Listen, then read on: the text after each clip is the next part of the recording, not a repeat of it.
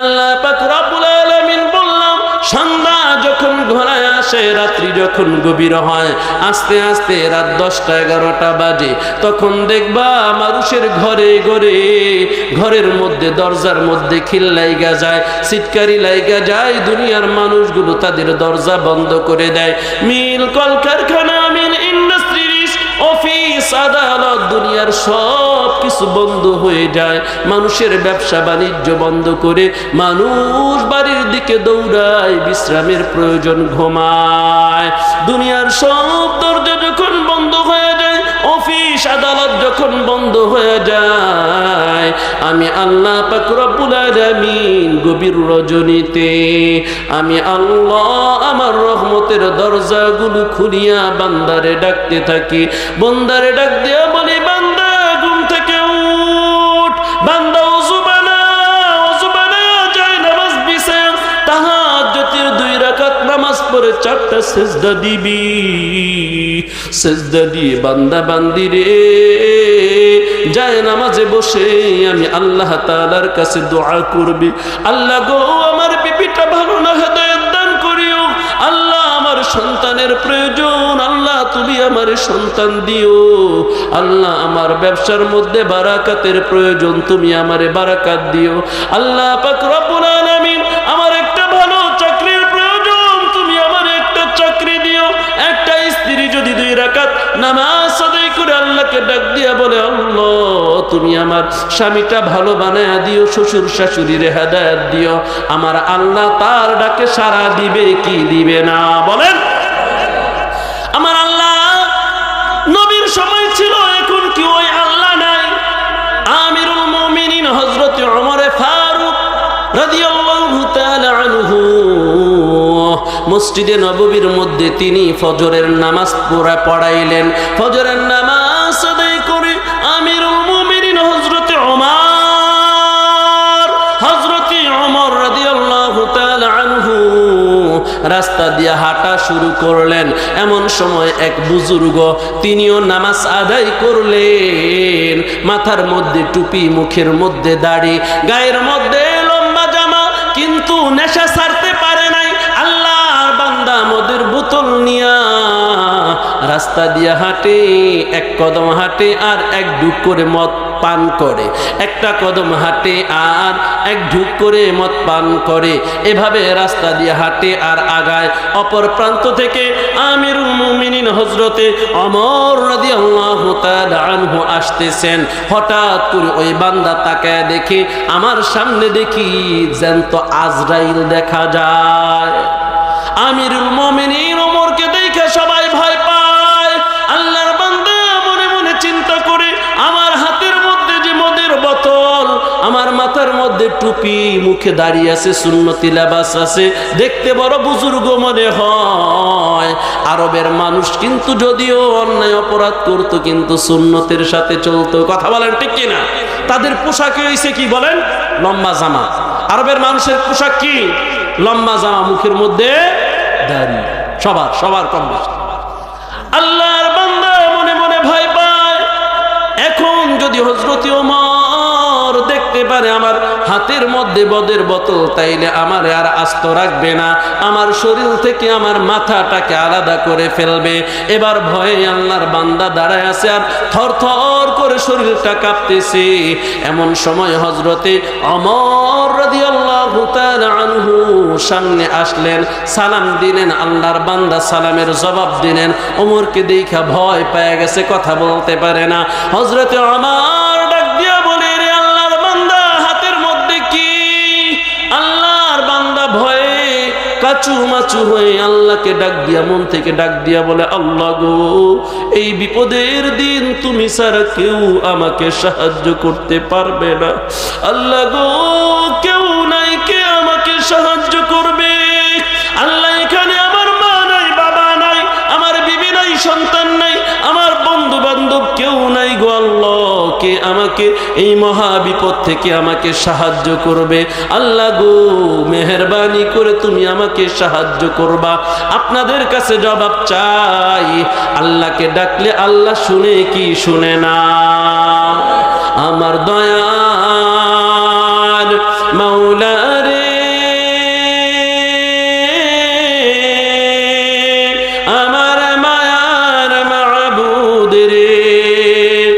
কোথায় গেলে পাইব তোমার ঠিকানা, কোথায় গেলে পাইব তোমার ঠিকানা, তোমার পাই বারো আসে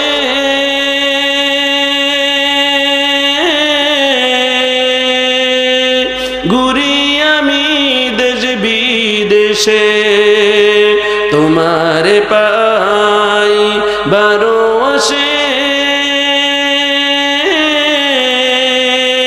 ঘুরি আমি দেশ বিদেশে, পাইতে তোমারে মনের ভাষণা, দেখিতে তোমারে মনের ভাষণা, আমার দয়ার মাওলা রে,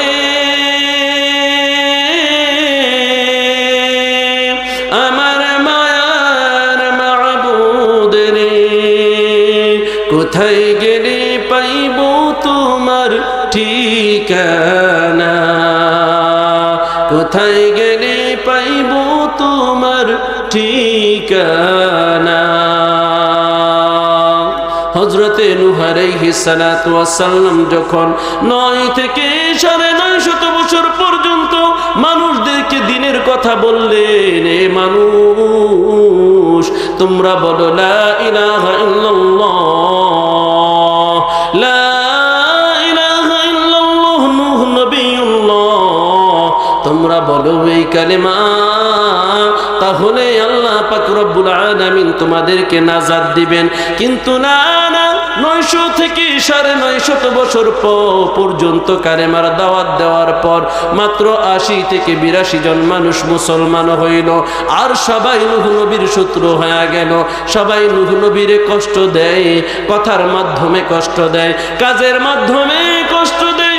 আমার আল্লাহ সব কিছু দেখেন শুনেন। আমার আল্লাহ ডাক দিয়া বলে, পয়গম্বর নূহ, তোমার উম্মতগুলো তোমারে কষ্ট দেয়, আমি আল্লাহ সব কিছু দেখি এবং শুনি। নূহ আলাইহিস সালাতু ওয়াস সালাম সহ্য করতে না পেরে আল্লাহর দরবারে দোয়া করে, অকালা নূহুর রাব্বি লা তাযার আলাল আরদি মিনাল কাফিরিনা দাইয়ারা, ইন্নাকা ইন তাযরহুম ইউদিল্লু ইবাদাকা ওয়া লা ইয়ালিদু ইল্লা ফাজিরুন কাফফারা। আল্লাহ গো, আমার উম্মত গুলোকে আমি সঠিক পথ দেখাই, আয় আল্লাহ আমার উম্মত গুলো আমারে কষ্ট দেয়, আয় আল্লাহ কাফেরদেরকে ধ্বংস করেন, তাদের ঘরবাড়ি ধ্বংস করেন, তাদের সন্তানগুলোকে আপনি ধ্বংস করে দেন। আল্লাহ পাক রব্বুল আলামিন দোয়া কবুল করলেন। ডাক দিয়া বলে, পয়গম্বর নূহ, কিস্তি বানাও, নৌকা বানাও, বিশাল বড় ইতিহাস। আমার আল্লাহ পাক রব্বুল আলামিনের অর্ডার পায়া নূহ নবী বিশাল বড় কিস্তি বানাইলেন। আল্লাহ বললেন প্লাবন হবে, প্লাবন, এই প্লাবনে সব কিছু ধ্বংস করে ফেলবো। এ নূহ, তবে যারা ঈমান আনছে তাদেরকে ধ্বংস করব না, তাদেরকে তোমার কিস্তির মধ্যে উঠায় নিবা। নূহ নবী বললেন, আমার উম্মতেরা যারা মুসলমান হইছো, প্লাবন যখন হয় তোমরা কিস্তির মধ্যে উঠবা। একজন বুড়ি মহিলা ডাক দিয়া বলে, পয়গম্বর নূহ, আমি বৃদ্ধা মহিলা, ভালো করে হাঁটতে পারি না, ভালো করে চোখেও দেখি না, কখন জানি প্লাবন হয়, তোমার ডাকও তো আমি শুনতে পারবো না। তবে যখন প্লাবন হয়ে যায়, আমি এক আল্লাহর প্রতি ঈমান আনছি, তোমার উপর ঈমান আনছি, তুমি তোমার কিস্তির মধ্যে আমারে চড়ায় নিবা। সুবহানাল্লাহ বলেন। নূহ আলাইহিস সালাতু ওয়াস সালাম বললেন, বুড়িমা অপেক্ষা করবেন, ইনশাআল্লাহ আমি যখন সময় হবে আপনাকে উঠায় নিব। কিন্তু যখন প্লাবন শুরু হয়ে গেল, নূহ নবীর প্লাবনে, বলে আল্লাহর প্লাবনে নূহ নবীর কিস্তির মধ্যে মুসলমানরা উঠলো, কিন্তু নূহ নবী বুড়ি মহিলাকে ডাক দিতে, আর হঠাৎ করে তিনি ওনার অজান্তেই স্মৃতি থেকে বুড়ি মহিলার কথা ভুলে গিয়েছেন। ডাক দিতে তিনি আর পারলেন না। এবার নূহ নবীর কিস্তি দৌড়ায়, প্লাবন হয় আর নূহ নবীর কিস্তি দৌড়ায়। কুরআনের মধ্যে আছে, একদিন নয় 2 দিন নয় 40 দিন পর্যন্ত এই প্লাবন ছিল। বলেন আল্লাহু আকবার। নূহ নবীর সন্তান কেনান আল্লাহর প্রতি ঈমান আনে নাই, নূহ নবীকে মানে নাই। যখন প্লাবনের মধ্যে পানির চুবুনি খায়া মারা যাবে, তখন ডাক দিয়া বলে, আব্বা আমারে আপনার নৌকার মধ্যে উঠায় নেন। নূহ নবী ডাক দিবে, আল্লাহ পাক রব্বুল আলামিন ডাক দিয়া বলেন, পয়গম্বর নূহ সাবধান সাবধান, আপনার সন্তান যদিও আপনার সন্তান, আপনার রক্ত, কিন্তু আল্লাহ মানে নাই, নবী মানে নাই, গজবে পড়ে মারা যাবে, ডাক দিতে পারবেন না। আল্লাহু আকবার বলেন। ওই প্লাবনে সবাই মরছে, বলে নূহ নবীর সন্তানও মরছে, নূহ নবীর বিবিও মরছে, কেউ আর রক্ষা পায় নাই ঈমান না আনার কারণে। কিন্তু আমার আল্লাহ এত দয়ার সাগর, এত রহমানুর রহিম আমার আল্লাহ। প্লাবন যখন শেষ হয়েছে, নূহ নবীর মনে পড়ে গেছে, হায় আল্লাহ আমি তো ওই বুড়ি মহিলারে ডাক দেই নাই, তাইলে যায় দেখি তার খবর কি। বুড়ি মহিলার বাড়ির মধ্যে আসছে, আয়সা দেখে সেই সোনের কুড়ে ঘরটা এখনো ঠিক আছে। সুবহানাল্লাহ বলেন না। নূহ নবীরে দেখা বুড়ি আশ্চর্য হয়ে গেছে, সালাম গেছে, আসসালামু আলাইকুম পয়গম্বর নূহ, প্লাবন হবে, কিস্তিতে উঠবো? বুড়িমা কোন কি প্লাবন হবে কিনা জিজ্ঞেস করেন। আল্লাহ তো প্লাবন দিয়ে সব ধ্বংস করে ফেলছে, আপনি কাবি কুড়ে ঘরে থাইকে আল্লাহকে স্মরণে আল্লাহর নামের জিকির করছি। সুবহানাল্লাহ। আল্লাহকে যে ডাকে আল্লাহ শুনে কি শুনে না? অতি গভীর হয় রজনী যখন, নীরবে প্রভুর নাম জপিও তখন। অতি গভীর হয় রজনী যখন, নীরবে প্রভুর নাম জপিও তখন।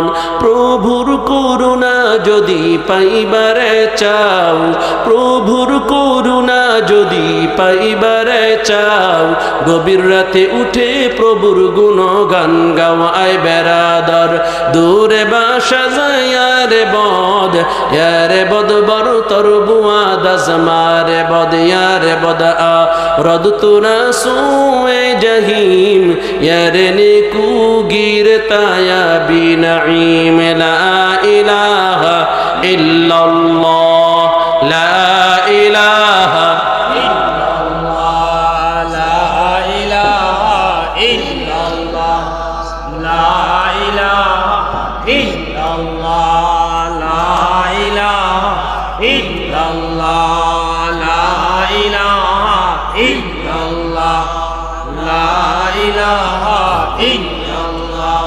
লা ইলাহা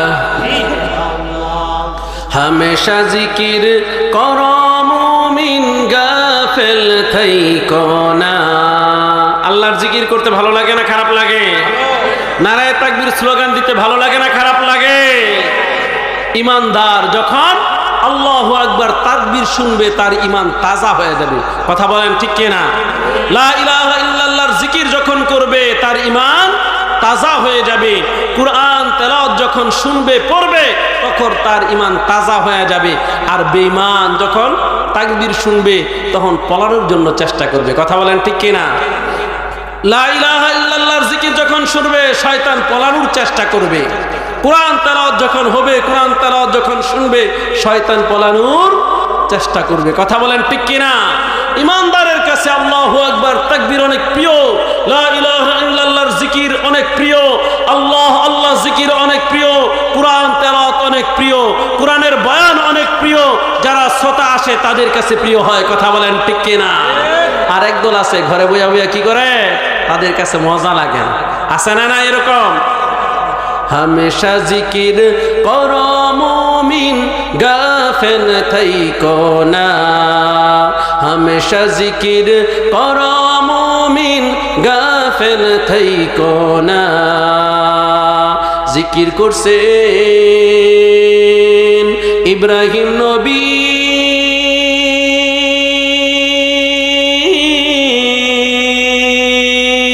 নমরুদের আগুনে পড়ি জিকির করছেন ইব্রাহিম নবী।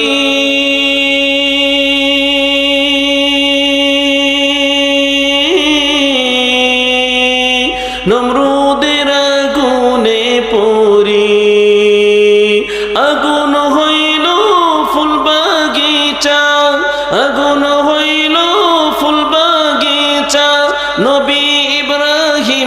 পশম পুরে না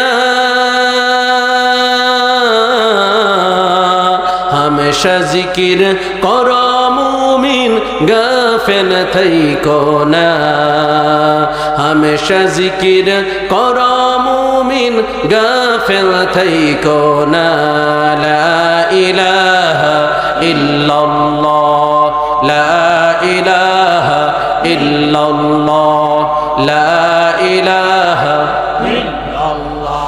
لا إله إلا الله لا إله إلا الله لا إله إلا الله محمد رسول الله صلى الله عليه وسلم أمر الله النبي بولين إذا سألت فاسأل الله وإذا استعنت فاستعن بالله أو كما قال عليه الصلاة والسلام এই দুনিয়ার মানুষ যখন চাইবা আল্লাহর কাছে চাও যখন সাহায্যের প্রয়োজন হয় তখন আল্লাহ পাক রব্বুল আলামিনের কাছে সাহায্য চাও আমার আল্লাহ স্বয়ং বলেন উদউনি আস্তাজিব লাকুম বান্দারে তোর যদি কোনো কিছুর প্রয়োজন হয় আমি আল্লাহর কাছে চাও আমি আল্লাহ পাক রব্বুল আলামিন তোমার ডাকে সাড়া দিয়ে তোমার মনের আশাটা পূর্ণ করে দিব বলেন না সুবহানাল্লাহ আপনাদের মনে আছে হযরতে ওমর রাদিয়াল্লাহু তাআলা আনহুর সামনে পড়লেন আমিরুল মুমিনিন ওমর ডাক দিয়া বলে ভাইজান বলেন না আপনার এই হাতের মধ্যে যে বোতল আছে এই বোতলের মধ্যে কি আছে আল্লাহর বান্দা আল্লাহ তাআলার দরবারে দাঁড়ায়া অল্প সময়ের মধ্যেই তওবা করলেন আল্লাহর কাছে ক্ষমা চাইলেন মালিক এই কঠিন মুসিবতে তুমি বিনে কেউ আমারে ক্ষমা করতে পারবে না কেউ আমাকে সাহায্য করতে পারবে না রে আল্লাহ ও দয়ার মালিক তুমি আমারে সাহায্য করো আমার এই মদের বোতলটারে তুমি দুধের বোতল দ্বারা পরিবর্তন করে দাও আল্লাহর বান্দা মনে মনে তওবা করে আল্লাহকে যখন ডাক দিয়েছে রে মা জননীরা এ বাবাজিরা আমার আল্লাহ সাথে সাথে ডাকটা শুনে নিয়েছেন এবার ওমর যখন জিজ্ঞেস করে ভাইজান আপনার হাতের বোতলের মধ্যে কি আছে আল্লাহর বান্দা বলে গরম দুধ পান করতেছি গরম দুধ ওমর ডাক দিয়া বলে দেখি আপনার গরম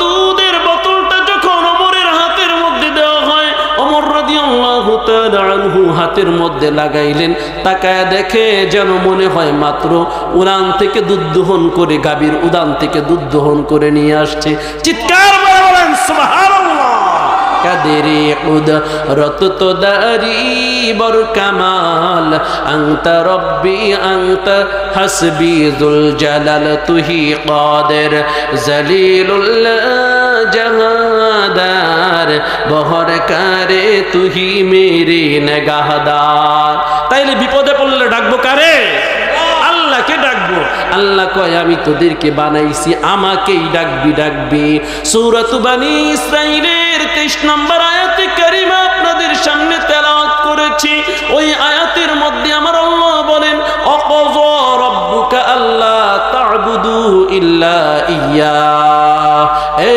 দুনিয়ার মানুষ তোমরা শোনো আমি আল্লাহ তোমাদেরকে নির্দেশ দিলাম উপদেশ দিলাম আল্লাহ তা'বুদু ইল্লা ইয়্যা দুনিয়াতে ইবাদত করবা একমাত্র আল্লাহর দুনিয়াতে ডাকবা আল্লাহকে ডাকবা দুনিয়াতে ইবাদত বندگی করবা আল্লাহর ইবাদত বندگی করবা দুনিয়ায় কারো সামনে মাথা নত করবা তো আল্লাহর সামনে মাথা নত করবা ইবাদত বندگی পৃথিবীর কারো করা যাবে না ইবাদত বندگی করতে হবে কার আল্লাহ পাক রব্বুল আলামিনের ইবাদত বندگی করতে হবে আল্লাহকে ডাকতে হবে আল্লাহর কাছে সাহায্য চাইতে হবে অন্য আয়াতে আমার আল্লাহ বলেন আল্লাহ পাক রব্বুল আলামিন ডাক দিয়া বলেন ইয়া আইয়ুহাল্লাযীনা আমানুস্তাঈনু বিস-সাবরি ওয়াস-সালাহ ইন্নাল্লাহা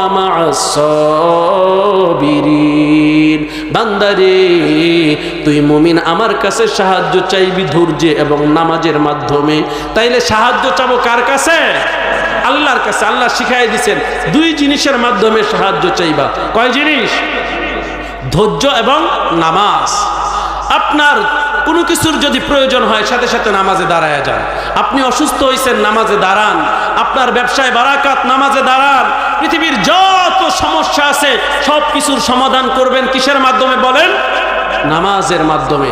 আল্লাহর নবী সাল্লাল্লাহু আলাইহি ওয়াসাল্লাম সাহাবীদেরকে শিক্ষা দিয়েছেন, তোমরা তোমাদের চাওয়া পাওয়া, মনের আশা ভাসনা সব কিছু নামাজের মাধ্যমে পূর্ণ করবা। এজন্য হাদিসের মধ্যে আছে, সাহাবায়ে আজমাইনগণ, আমার ডানে বামে আলহামদুলিল্লাহ উলামায়ে কেরামগণ আছেন, ওনারা জানেন যে সাহাবায়ে আজমাইনগণ বড় থেকে বড় এমনকি ছোট্ট প্রয়োজনগুলো নামাজের মাধ্যমে সমাধান করতেন। সুবহানাল্লাহ বলেন না? জুতার ফিতা পর্যন্ত ঠিক করে নিতেন নামাজের মাধ্যমে। আল্লাহু আকবার বলেন, আল্লাহু আকবার, নারায়ে তাকবীর, নারায়ে তাকবীর। সবকিছু ঠিক করতে হবে কিসের মাধ্যমে? কিন্তু আমরা তো নামাজই পড়তে পারি না। এখন নামাজের বয়ান যদি করতে যাই বহুত সময়ের প্রয়োজন। আশেপাশে মাহফিল হবে, উলামায়ে কেরামগণ করবে ইনশাআল্লাহ, তখন শুনে নিবেন।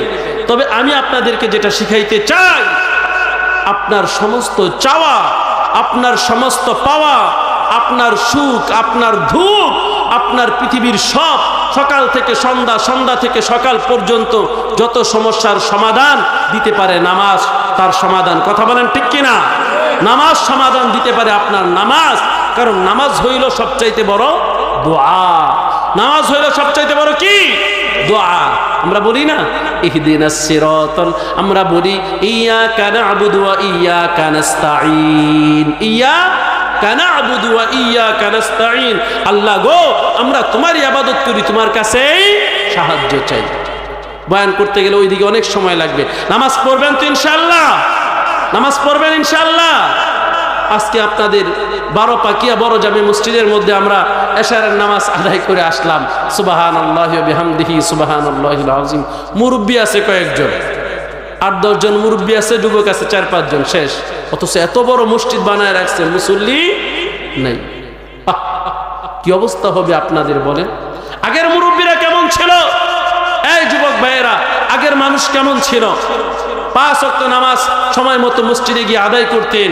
ক্ষেতের লাইলে যখন কাজ করতেন তখন আজান হয়ে গেলে সাথে সাথে ওই লাইনের উপর দাঁড়ায় নামাজ আদায় করতেন। কথা বলেন ঠিক কিনা? সফরে থাকলে গাড়ি বন্ধ করে ওখানেই নামাজ আদায় করতেন। যেই অবস্থায় আছে ওই অবস্থাতেই আগের মুরব্বীরা নামাজ আদায় করতেন। দেখেই আল্লাহ পাকের রহমত এবং বারাকাত তাদের উপর বেশি ছিল। কথা বলেন ঠিক কিনা? সুস্থতা বেশি ছিল।